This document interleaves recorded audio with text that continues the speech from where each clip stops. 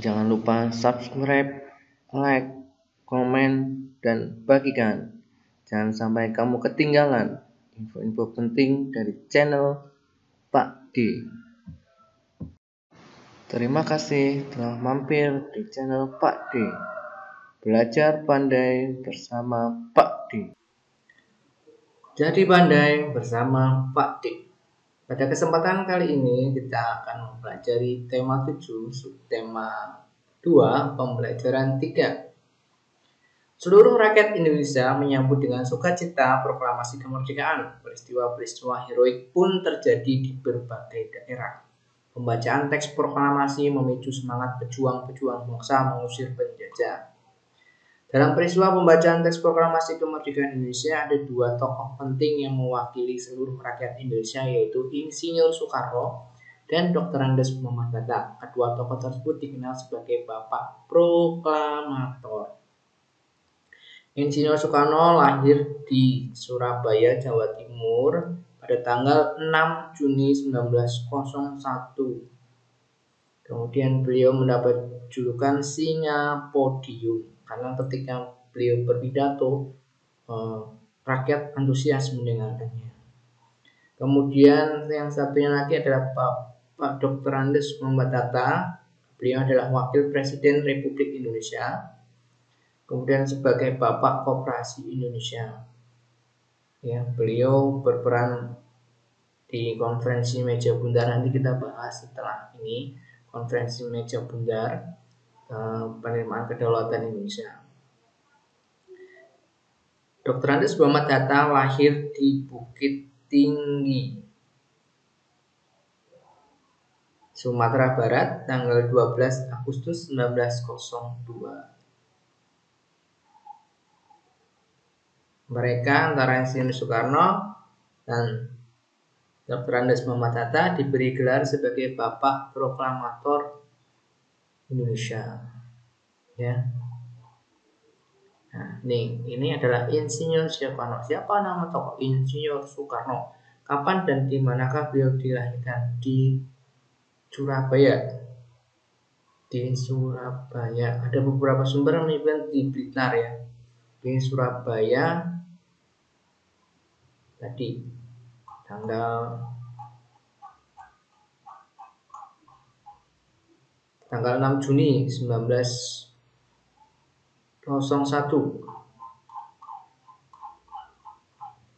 Ya, bagaimana pendidikannya? Beliau bukan ya, tinggal dilihat di sini, sekolah di Lane School Mojokerto, Hoggensburger School, dan Teknik Sip School, sekarang menjadi Institut Teknologi Bandung. Ya, kemudian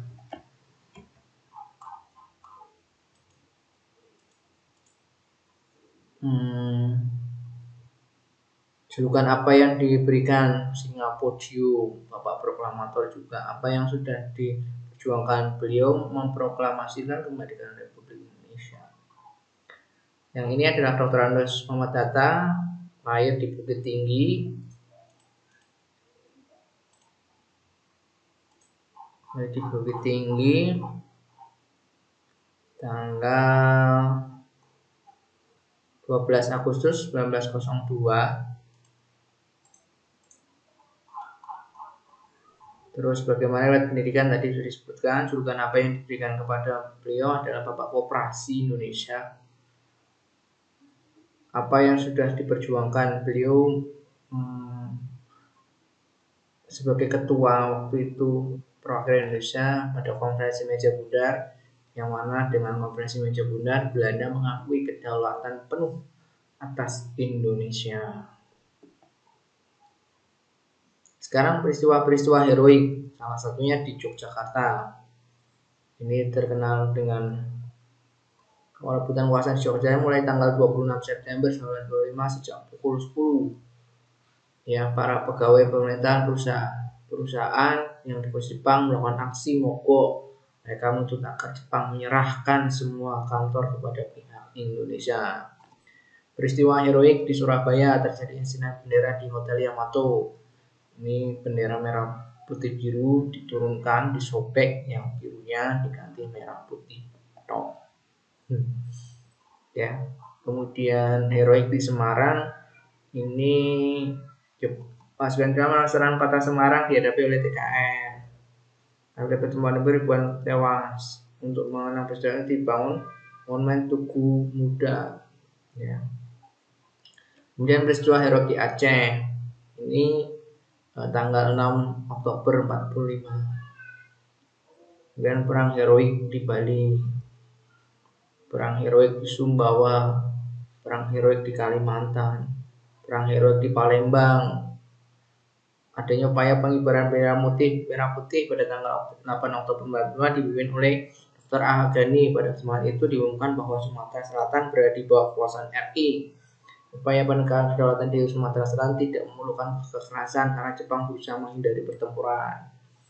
Peristiwa heroik di Makassar, Gubernur Sam Ratulangi menyusun pemerintahan pada tanggal 19 Agustus 45. Sementara itu para pemuda bergerak untuk merebut gedung-gedung penting seperti stadion radio, tangsi polisi. Tuh. Bagaimana reaksi tadi? Ya, ada di Semarang, ada di Bali, ada di Surabaya gitu. Apa yang terjadi di Hotel Yamato?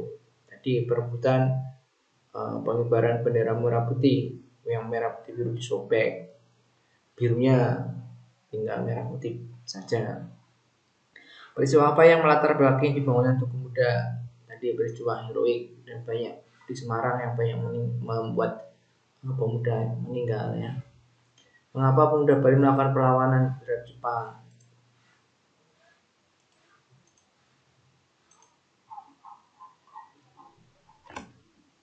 Upaya perundingan, upaya penegakan kedaulatannya telah mereka upayakan, tapi pihak Jepang selalu menghambat sehingga terjadi perlawanan. Apa yang dilakukan oleh rakyat Kalimantan dalam menyambut proklamasi kemerdekaan? Kalimantan memakai lencana merah putih dan mengadakan rapat-rapat, namun kegiatan ini dilarang oleh pasukan sekutu yang ada di Kalimantan. Rakyat tidak menghiraukan larangan sekutu sehingga pada tanggal 14 November di Balikpapan, depan markas sekutu, berkumpul lebih dari 8.000 orang dengan membawa bendera merah putih. Keren. Mengapa rakyat di seluruh Indonesia sangat antusias mendengar dan menyambut berita mengenai proklamasi kemerdekaan Indonesia? Jelas, ini sebagai lahirnya bangsa Indonesia yang baru ya, terlepasnya penjajahan, sebagai negara yang merdeka. Indahnya Bhinneka Tunggal Ika, ini adalah lambang Garuda Pancasila, yang di bawahnya ada Bhinneka Tunggal Ika, lambang semboyan ya, walaupun berbeda-beda tetap satu jua. Bhinneka Tunggal Ika, kalimat tersebut diambil dari kitab Sutasoma karya Empu Tantular, memiliki arti berbeda-beda tetapi tetap satu. Kata-kata tersebut kemudian diberi makna yang lebih luas menjadi semboyan, meskipun berbeda-beda tetapi tetap satu jua. Semboyan itulah yang kemudian mengikat keberagaman bangsa Indonesia bersuku-suku ya. Kemudian dengan silah-silahnya mengikat berbagai adat-adat menjadi satu, yaitu Indonesia. Indahnya hidup bersatu dalam perbedaan. Kamu tidak dapat hidup sendiri, kamu membutuhkan bantuan orang lain. Demikian pula, kamu juga dapat membantu orang lain. Dengan saling membantu di tengah masyarakat, hidup akan terasa aman, nyaman, dan tentram. Misalnya dalam bidang keamanan, masyarakat untuk menjaga keamanan masyarakat cuma mendapat kewajiban yang sama, tidak memandang dia kaya atau miskin, dari suku asal, suku mana, kemudian agama apa. Ya, saling gotong royong, bangun rumah, bedah rumah, ya, bekerja sama, membersihkan lingkungan. Ayo mengamati identitas ciri khas, misalnya ada namamu yang lain dari Papua, warna kulitnya hitam, rambutnya keriting, ukuran tubuh ya. Terus kamu misalnya laki-laki dari sukunya mana, Baduy kayak, atau dari Asmat, Dani, kemudian agamanya apa, dibuat ya. Kalau tempatnya Pak D itu apa ya, banyak suku Jawa ya, sukunya Jawa, agamanya mayoritas ini Islam ya, ada yang beragama Katolik, Nasrani, ada Hindu, jarang. Bagaimana menciptakan kerukunan dalam kelasmu? Yang pertama saling menghargai ya, menghormati ya. Kemudian pentingnya persatuan di tempat tinggalku. Tadi kerja bakti ya. Memberikan saluran air hari Minggu, sebanyak jalan desa, saluran air mesti lancar, tidak genangan. Tuh ronda malam misalnya. Ronda malam ini rapat RT gitu ya. Jenis kegiatan perkumpulan rapat RT. Tempat siskampling di balik RT gitu, kegiatan yang musyawarah. Apa kegiatan tersebut berjalan dengan baik? Ya, mengapa? Apa masalah yang menghambat untuk melaksanakan kegiatan? Faktor cuaca bisa, hujan, kemudian tadi harus saling menghargai, semua menghormati. Semua akan berjalan lancar. Tapi kalau tidak ada menghormati, menghargai, maka akan tercipta permusuhan.